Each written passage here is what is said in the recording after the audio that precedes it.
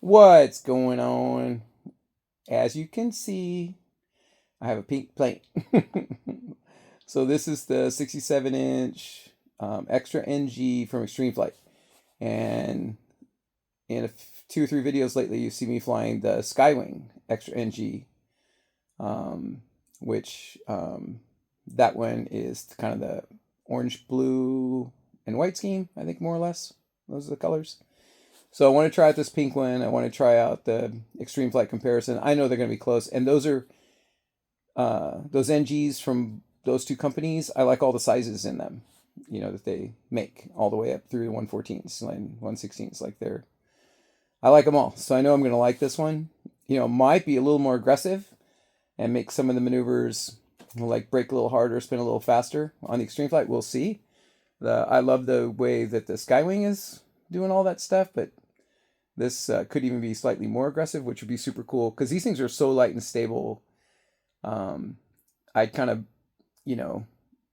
poo-poo these things. I'd kind of like,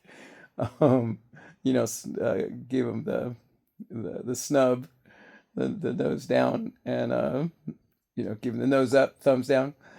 Anyway, yeah, I was reluctant to get involved with these things, but they're pretty darn good. I wasn't in love with the Extreme Flight Extra 260. That kind of brings up the assembly stuff so far, which has been interesting. It's all minor. This isn't nothing like the old days when, ARFs were a couple hundred hours to sort out. Everything nowadays is easy, and it's all good quality. But it is interesting. Like the Extreme Flight Extra 260 is the first one I got in electric, and it was 67. And I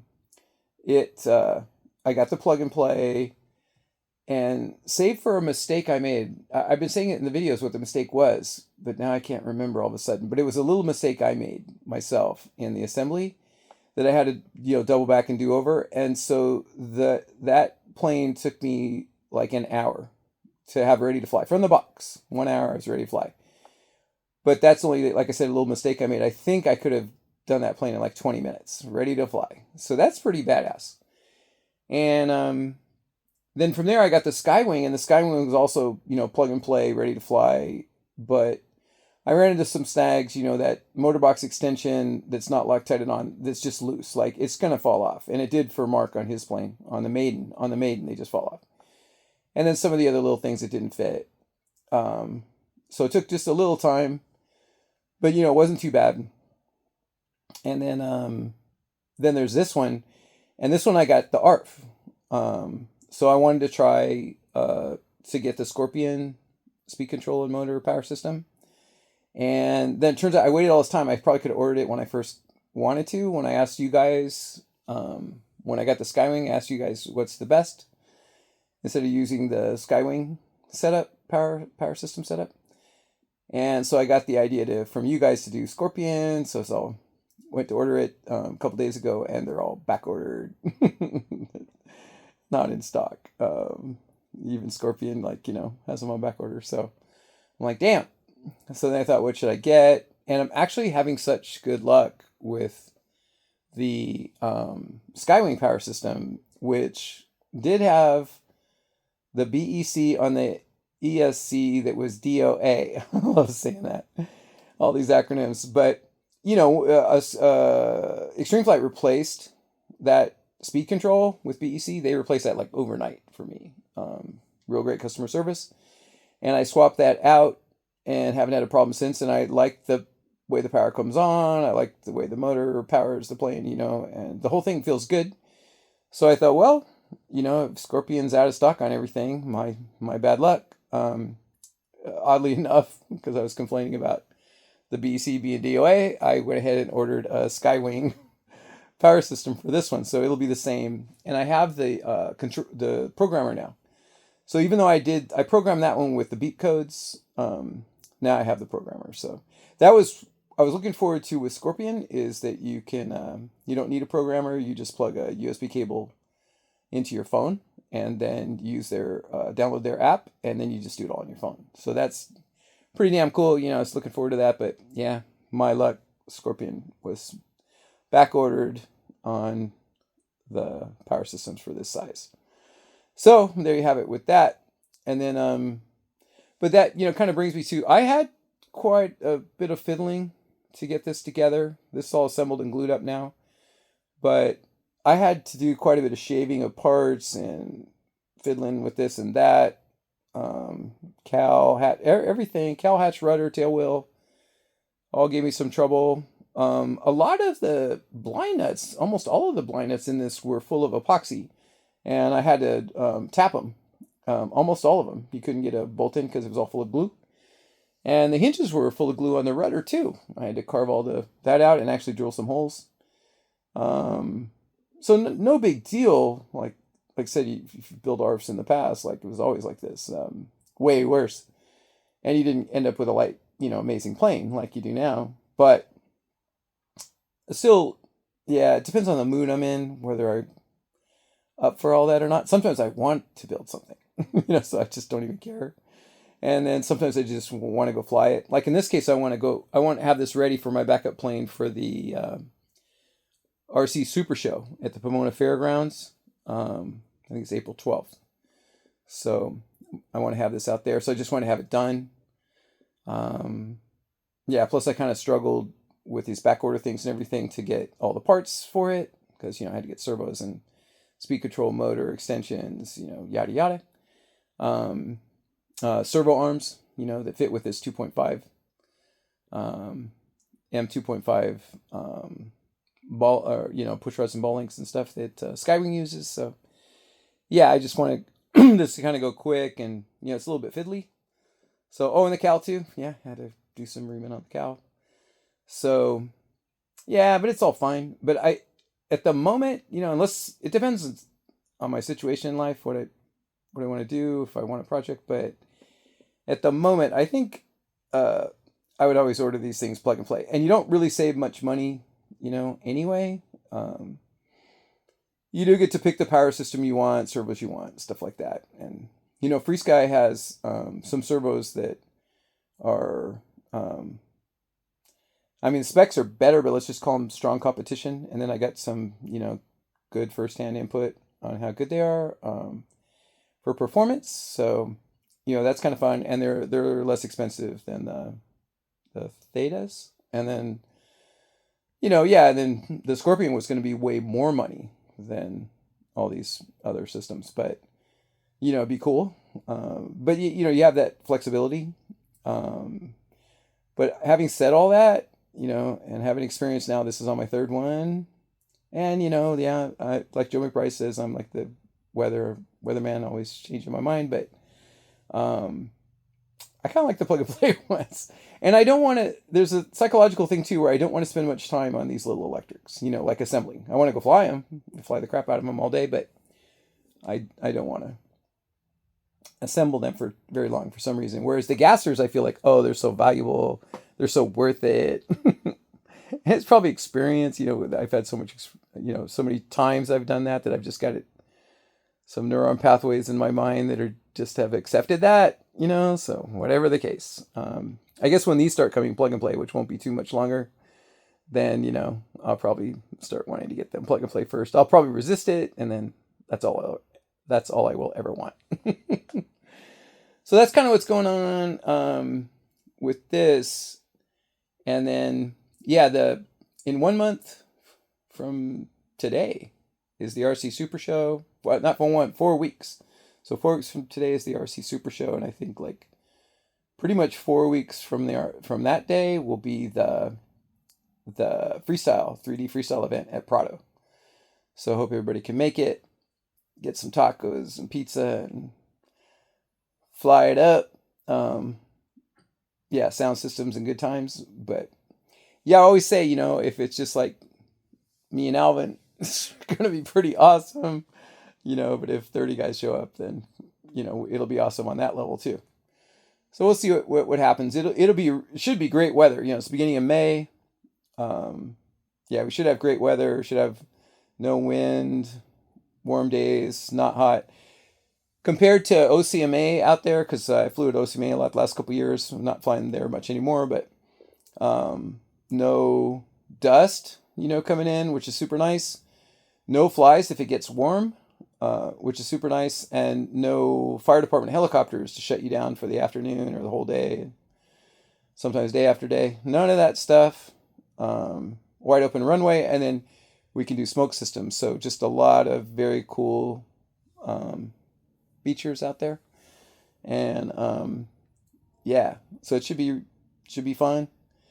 It will be fun. It will be fun for me, and then it'll kind of hoping making up for the fact that I spent so much time and money on the November event in Hemet, and then I was sick for the whole event, so that kind of sucks. This is kind of a makeup thing. And then the other thing on it too, the reason I had it was I had planned to go in June to the Sacramento event, which was amazing last year. And they decided to move that up to the fall. So I was all psyched up for an event in the spring, early summer, especially after, what happened with me getting sick for the November event. So yeah, put this thing on. So that's what's going on with all that. And then if you guys aren't bored out of your minds yet, the final kind of little thing that's been on my mind lately is, the last year I just feel like not getting any better. And, the thing is too, I'm not flying very much. And when I do fly, when I do go to the field, I only usually put up 1 or 2 flights anymore. This has been going on for like a year. And it's like, yeah, either there's circumstances that, that once I get out there that I'm helping somebody, or yeah, I'm at OCMA and the helicopter comes in, or whatever, keeps me from getting a lot of flights, or there's, guys and, wanting to give the guys their airspace or something. But the last year, what's more happened is even if that doesn't happen and it's just perfectly set up for me to fly, I put up 1 flight and I'm kind of good. And then, it's kind of you kind of have to force me to put up that second flight. And so sometimes I do 1, sometimes I do 2. And I'm ready to hang out with the boys, eat some fresh strawberries from that field out there, and go home. So that's not getting it done. And, and then I've always heard about this sim crap for 25 years. And Kyle Washness, he was like, I want to call him the best freestyle pilot in the world in 2005, 2006, but, there's argument on that. So, definitely in top 3. That clearly in the top 3. Clearly, there's no question that he's top 3 in the world for the couple years right there, 2005, 2006. And, we're good friends. And, he would tell me, he goes, I'm 8 hours a day on the sim. That's the exact quote. And I go, no way. Radic was just here last night. He bought my my Model Power slick. And so we were working on it, getting it ready for him with his equipment. And last night, and he was talking about Sim 2, and he goes, yeah, I can't do it. He's been flying for, 40 years and can't do it. And I've never been able to do it. A lot of you guys I've talked to don't like it either. But, and then Jace Ducia, in that video with Juan Sanchez on Skybound RC, he talks about it too, that I believe I'm quoting him correctly when he said that, what do you say, 2 weeks of flying every day or 2 weeks of simming every day, he said, I'm actually better and sharper if I simmed for 2 weeks than if I flew for 2 weeks. So, yeah, it's always been something we talked about. Juan Sanchez has talked about it too, that he says he really believes, in the sim with himself, to learn all the maneuvers and get better. So, yeah, I've been in a stagnant zone the last year, and I'm not accomplishing what I want to accomplish. And so I've been on it. I've been tricking. I got some psychological tricks I've been using on myself to get myself to sim, but I've simmed about 45 minutes a night for 4 nights in a row. It's pretty good. I didn't do it last night though, so I hope I didn't break the habit. I haven't done it tonight either, but it was Monday through Thursday. I did it 45 minutes a night. So I actually noticed huge improvement. The stuff I was trying on Monday night was super hard. I'd have to do it 10 times to finally get it to happen once, the way that I wanted. And then, Tuesday I could do it like 3 times to do it once the way I wanted. And Wednesday I was doing it pretty much every single time. And then Thursday I just started refining things, because it was all consistent. And so Yeah, I mean, I know they've told me for years that that's what you need to do, but you gotta want it, and then you gotta figure out some way to trick yourself into doing it. For me, it's a reward after, I get to have a banana split, go down and get some different ice creams and bananas and chocolate syrups and whipped creams and stuff. If I'll sit there, so and sim. So that's what's been going on with that. Yeah, looking forward to those events coming up. Hope to see all you guys May 10th. And yeah, anybody can come out to the RC Super Show April 12th. That's going to be fun too. There was, I think, 25,000 people last year through the 2 days that, came in and left. And there was definitely times there you could see a few thousand people, at any given time that were there. And they're trying to do more airplane stuff this year. It's a big car thing.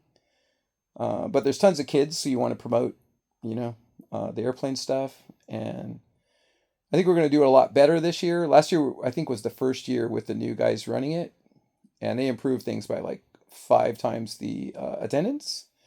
And they're hoping to do even better this year, and they're hoping to do better on promoting the planes as well this year too. So yeah, it should be pretty fun if anybody wants to come out.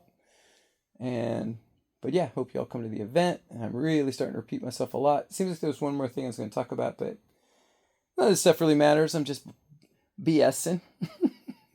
Like it is 16 minutes, 17 minutes. This is pretty good for me on a BS session. But yeah, looking forward to this. Love the colors, love the scheme. Can't wait to fly it. It's going to be the Skywing power system and the FreeSky servos. I think that's all that's in there, right? Yeah, and FreeSky radio, FreeSky receiver. I think that's all you put in these things, I think. Yeah. So that's about it, man. Out.